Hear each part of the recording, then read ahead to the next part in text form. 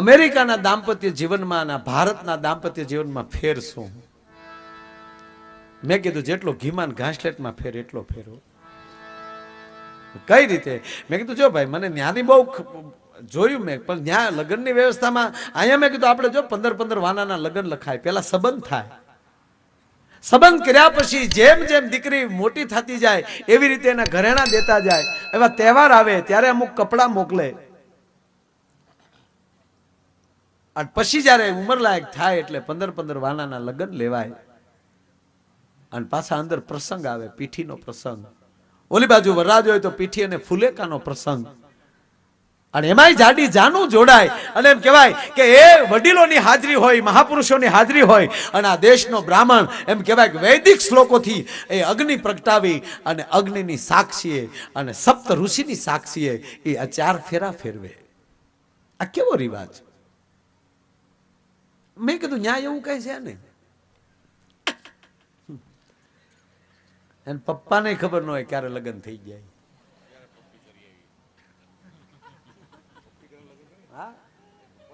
પપ્પાને ન ખબર હોય, એ તો સીધા પગે જ લાગવા આવે. એકચ્યુઅલી અમે અલગ રહેવાના છીએ, હોય જ અલગ.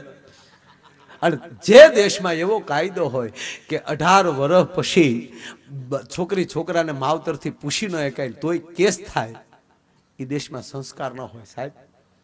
અને જો આપણી માતાઓ બહેનો જે દીકરીને 13 કે 12 વર્ષની દીકરી થઈ જાય ત્યારે એની માં એમ કહેતી બેટા તારા કરિયાવરના ભરત તારે તૈયાર કરવાના છે. એ ભરતનું કામ કરવાનું પેથાભાઈ વસ્તુ નહોતી હો, અદ્ભુત સંસ્કાર હતા. કારણ કે 12-13 વર્ષની થઈ જાય ત્યારથી દીકરીને એની અંદરથી એટલી બધી દાજ મૂકી દે કે એનું ભરત એનું પ્રિય થઈ જાય. ઘરનું કામ જેવું છૂટે એટલે 12-1 વાગ્યા સુધી દીકરી એમ કહેવાય કે એનું ભરત ભરતીથી. શું કામ? એની તમામ શક્તિ ભરતની હારે ગોઠવાઈ જાય એટલે દીકરીની બુદ્ધિ આડી અવળી આટો ન મારી શકે સાહેબ. એક જાતના યોગા હતા. આ ધ્યાન છે, આનાથી મોટું ધ્યાન ન હોઈ શકે. આ સંસ્કારની વાતો હતી. એની બેનપણીઓ હારે ભરત ભરત્યું જાય, ગીત ગાત્યું જાય. અને હજી આપણા જે લગ્ન જોઈએ છે સાહેબ એવા બહુ મોટા સિટીમાં લગ્ન નથી જોવા મળતા. પેલા જ્યાં વડીલો પૈણા એને તો પૂછો જો લીકર બાપાઓ બધા બેઠા હે, તમારા સમયમાં તો કેવું સરસ હે, વાહને કેવા બળદ ગાડામાં જાન જાતી. હે વરરાજ હોય તો લોટકી તલવાર લઈને બેસી ગયો હોય, હા.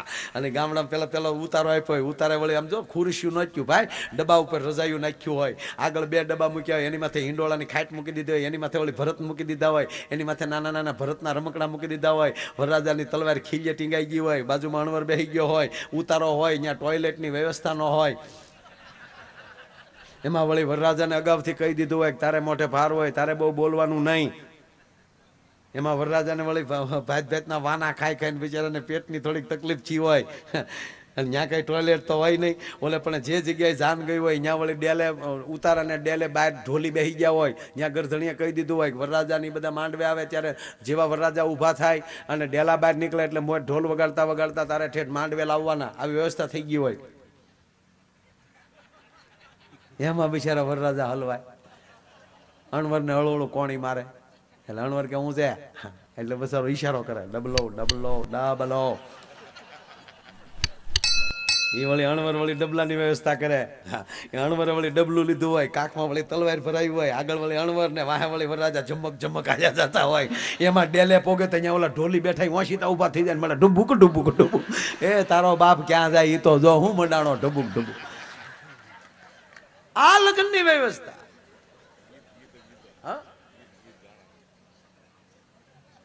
અને પાછું કીર્તિભાઈ સમાના ગીત હતા. તમે ઉતારે બેઠા હો માંડવે, અને સાહેબ માંડવે પુરુષોથી જવાતું પણ નહોતું. હા, એકલી બહેનો બેઠી હોય ત્યાં ન જવાય સાહેબ. અત્યારે જેમ છોકરા માવા સોળતા ગમે એમ ખબ કરતા અમારે ફોતા પાડવા છે બધા, અને ગળાય નહીં કેમેરા વાળાથી માંડવામાં. કેમેરા વગર નો જાય ઘીરે. આ એક મર્યાદા. ખાલી માંડવે તમે ન ગયા હો, ઉતારે બેઠા હો અને ગીત સાંભળ્યો ને તમે બેઠા ત્યાં ખબર પડી જતી કે અત્યારે માંડવે શું પ્રસંગ ચાલે છે. સમાના ગીત હતા. અત્યારે જેમ હાવ જે મિક્સ સોપારી વરિયાળી પાવડર જે શરૂ થયા હમણાં તો એવા ગીત મેં સાંભળ્યા ભાઈ, આપણે એમ થાય કે આ ગીત સાંભળવા કરતા ગ્લોપ ઉતારીને હોલ્ડરમાં આંગળી ભરાવી દેવાય. એકથી માંડવા બેનો આમ બેઠી હોય, આમ જૂઠ બોલે માંડવા ડોલે, અમી સાસરીએ જવાના, અમી 500 પારી ખાવાના, સ્વીટકી ખાવ ને મારા બાપનું હું જાય. એમાંય ગામડું ગામ હોય, ધૂળ ઉડી ઉડીને ગળા ભરાઈ ગયા હોય, વેજીટેબલ ઘીના ઢેફલા ખવાઈ ગયા હોય, અને હાવ ગળા બેહી ગયા હોય ને બંધ ગળે જે બાયું ગીત ગાય, કોક દી સાંભળજો.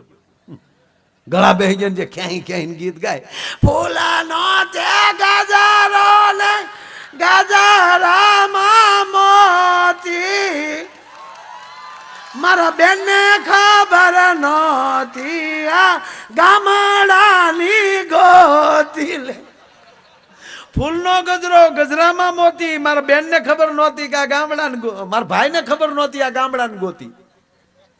હવે હામા વાળા કન્યા પક્ષ વાળા સાંભળી જાય તો ઈ કઈ બંધ રે, ઈ હામું ઉપાડે. ફૂલાનો તે ગજરો ને ગજરામાં ગોટો, મારા બેનને ખબર નહોતી આ તો એના બાપ કરતા મોટો.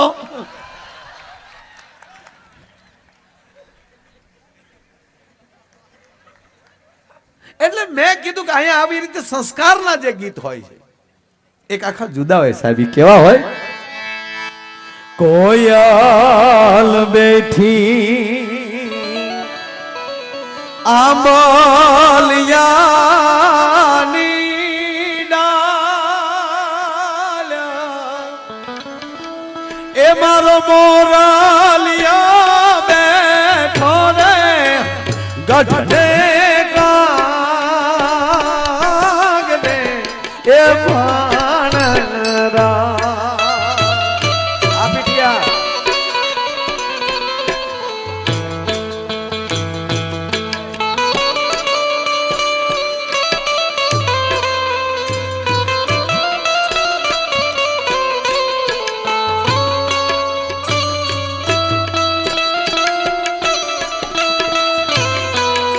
બચ્ચું એમ ગાવ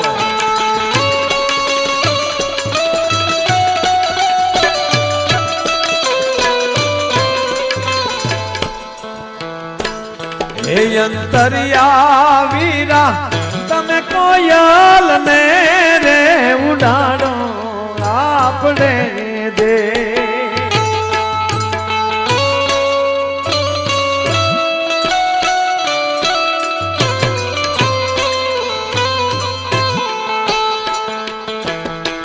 એવી કોયલ માગે,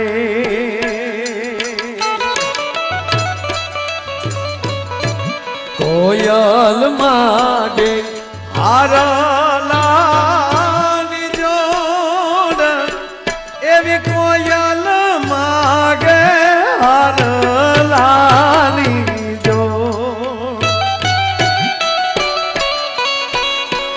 મારો ડોલરિયો એ માગે રે લાટિયાલ લાડલી ડોલા. એ અંતરિયા વીરા, તમે કોયલ ને રે ઉડાડો આપણે દે. એ હોશીલા વીરા, તમે કોયલ ને રે ઉડાડો આપણે દે. એ અંતરિયા વીરા, તમે કોયલ ને રે ઉડાડો આપણે દે. સાહેબ એવી જ એક આયરની દીકરીના લગ્ન થયેલા, મારે વાત કરવી એટલે 5 મિનિટ તમારી પાસે વધારે લઉં છું. અને એ જ દીકરીના લગ્ન થયા પછી એકવાર આણું તેડવા માટે આવે છે. સાંભળજો સંસ્કાર શું કહેવાય અને કેવા આપણે ઊંચા માથા રાખીને જીવીએ કે એક વ્યક્તિ એવી થઈ જાય એટલે હજારો વર્ષ સુધી સાહેબી સમાજને હૂફ મળી જાય. એ બીજું કોઈ નહોતું, અમરમાં. એ અમરમાં જેથી એમ કહેવાય કે એ આણાના ગાડા તૈયાર થયા અને આ બરોબર ગાડા તૈયાર થતા હતા ત્યારે જાણતલ માણસો એ વિસ્તારના હતા. એને કીધું કે તમે ગાડા લઈને જાઓ છો પણ બાપા એક રસ્તે ધ્યાન રાખજો. શું? કે દેવીદાસ બાપુના આશ્રમે ગાડા ઉભા ન રાખતા. સાંભળજો, પરબની ઝૂંપડીએ હવે ગાડા ઉભા ન રાખતા, કારણ કે દેવીદાસ બાપુએ આશ્રમને અભડાવી માર્યો છે. રક્તપિતિયાને ભેગા કર્યા. ચેપ ન લાગે ધ્યાન રાખજો, રોગ ન લાગે ધ્યાન રાખજો. અને અમરભાઈ ગાડામાં બેઠા બેઠા સાંભળે છે. ઘટના ઘટવાની છે. જો ભાઈ સંસ્કાર હોય ત્યાં જ આવું થાય. કારણ કે એમના સાસુ છે, એમના જે ફૂઈ છે અમરમાના સાહેબ. હવે આ સાસુ શબ્દ આવે છે, નહીતર આપણે એ સાસુ શબ્દ નહોતો બોલાતો, ફૂઈ શબ્દ બોલાતો, ભાભી શબ્દ નહોતો બોલાતો, ભોજાઈ શબ્દ બોલાતો. હજી બોલાય છે. એમના ફૂઈ બેઠા છે ગાડામાં અને ધીરે ધીરે ધીરે ધીરે કીર્તિદારી ગાડું જે હાલતું થયું થાય. આણી આ દાળનામાં બે જગદંબા બેઠી આવી અમરમાં. અને ઘટના ઘટવાની છે મિત્રો. અને બરોબર એમ કહેવાય પરબની ઝૂંપડી થોડીક દૂર અને સંધ્યાનું ટાણું થયું. અમરમાના ફૂઈ ગાડા અકાળતો થી ભાઈને કીધું, ભાઈ ગાડું ઊભું રાખી બાપા, સંધ્યા ટાણું થયું, મારે ઠાકરની માળા કરવી છે. ગાડું ઊભું રહ્યું. ગાડામાં એમ કહેવાય અમરમાના ફૂઈ નીચે ઉતર્યા, અચળો નખાણો, અચળા ઉપર બેહીને હે મુરલીધર, હે મુરલીધર, હે મુરલીધર એની માળા હાલે છે. એમાં અમરમાં નીચે ઉતર્યા. બેટા અમર, હા ફોઈ, હું દિશાએ જાતે આવ્યો. ફોઈ, હા બેટા અમર જાજો, પણ જો હા મેં આશ્રમ દેખાય ને ત્યાં ન જાતા બેટા. ત્યાં દેવીદાસ બાપુએ આશ્રમને અભડાવી માર્યો છે. ત્યાં ન જાતા એમ કીધું એટલે અમરમાને એમ થયું જોવા તો દે એને કેવો આશ્રમ અભડાવ્યો. મારા ફોઈ તો જે માળા કરે છે, ઠાકરનું ભજન કરે છે, હાલવું જ્યાં જોઈ આવું. અને બરોબર આશ્રમની અંદર નથી ગયા. સાંભળજો, આશ્રમની બહાર ઉભા રહ્યા. માછલી પાણીમાં જ રહે છે, પણ એને પાણી પીવું હોય તો થોડીક પલટી ખાવી પડે, નહીતર પાણી ન પી શકે. આશ્રમની બહાર ઉભા રહ્યા. અને ઘટના કેવી ઘટે છે ત્યાં? અમારું મહુવાની બાજુમાં દ્યાળ કોટડાના ઉજમ ડોહીને સાહેબ દરિયામાં નાખી દીધેલા. અને દેવીદાસ બાપુ કારણોસર ન્યાલી નીકળેલા. અને એ ઉજમ ડોહીને દરિયામાંથી કાઢીને જોડીમાં નાખીને ઠેઠ પરબ લઈ ગયેલા ભાઈ. અને રોબે રોબે કે રક્તપિત હાલ્યા જાય ડોસીને. અને બરોબર ઈ ડોસીને ઉના પાણી, લીમડાના પાણી ઉકાળીને રૂના પૂબડે આ દેશનો સંત એમ કહેવાય દેવીદાસ બાપુ એના પિત્ત લૂચે છે.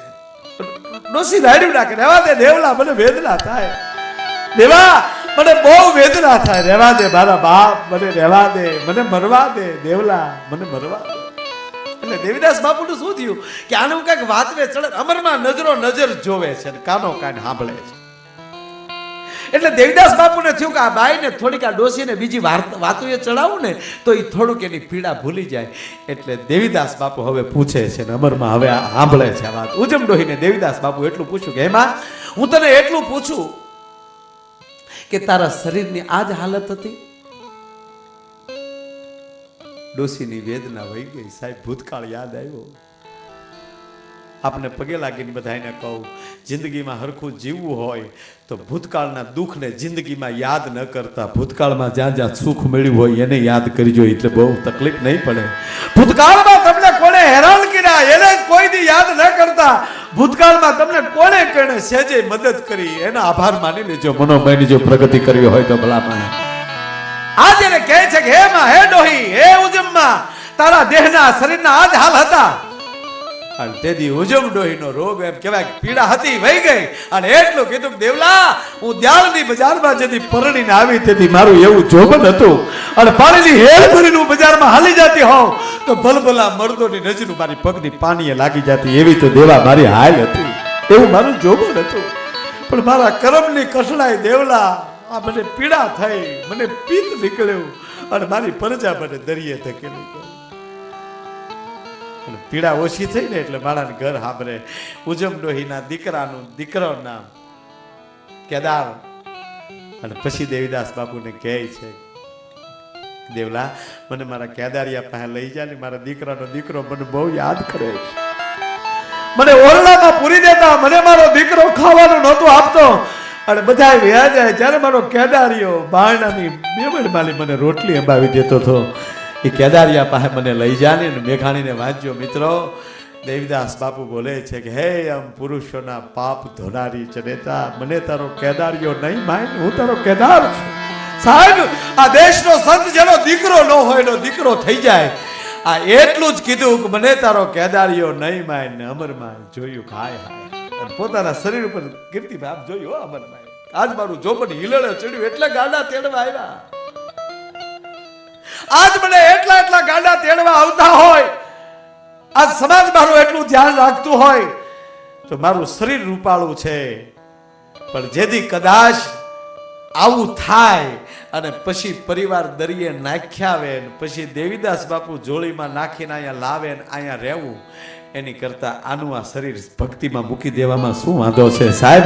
અને ભાન ભૂલાને અમર માને અને ધીરે ધીરે ડગલા ભરતા કહેવાય આશ્રમની અંદર ગયા અને દેવીદાસ બાપુએ આમ જોયું સાહેબ. દેવીદાસ બાપુનો હાથ ફાડી ગયો. બેટા બોલ દીકરી, ન્યા ઉભી રહે મારા બાપ. કોક જોઈ જાય તો મને મારશે, અહીંયા કોઈ હારો માણા આવતો નથી. આ ગોબરાનો આશ્રમ છે. તને રોગ લાગશે બેટા, તને રોગ લાગશે. એ શબ્દ કીધો ત્યારે અમરમાં એટલું બોલ્યા, બાબાજી હવે તો રોમે રોમે રોગ લાગી ગયો છે. મેં તો સિધરે એ જાણીને તમને બાબા જગત તને ગોબરો કે, જગત તને મેલો કે, પણ મેં તો સુધરે એ જાણીને તમને સેવી. મારા રુદિયામાં દિવસ ને રાત એ જીવન ભલે ને જાગી. મેં તો સુધરે એ હૃદયથી તમને સેવિયા.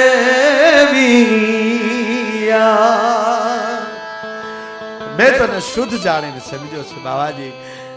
મને રોમે રોમે રોગ લાગી ગયો. પછી દેવીદાસ બાપુ પૂછે છે કે બેટા તું કોણ છો? કે એ મને ખબર નથી. હવે હે કોણ છો બેટા તું? ખબર નથી મને. ક્યાંથી આવો છો બેટા? કે બાપુ એ ખબર નથી. અને હવે ક્યાં જાવું છે બેટા તારે? કે બાબાજી હવે એ ખબર નથી. હવે તો શુદ્ધ હૃદયથી તને મારો સદગુરુ મેં ધારી લીધો છે. એમ સાહેબ અર્જુનની ઘોડે તમારા જીવનના રથની લગામ હું મુરલીધરને સોંપી ગયો ને તો એ તમારો રથ કોઈ બી ખાડામાં નહીં જવા દે. તમારા જીવનની રથું છે એ તમારા ગુરુને સોંપી ગયો તો એ તમારો ગુરુ પણ એમ કહેવાય કે કોઈ દી તમારો રથ અવળો નહીં જવા દે. અને હું કોણ છું, ક્યાંથી આવું છું, ક્યાં જાવું છે એની ખબરું મટે ને એને ખામીની ખબરું પડે. ભલા માણા એમણામ નથી થતું.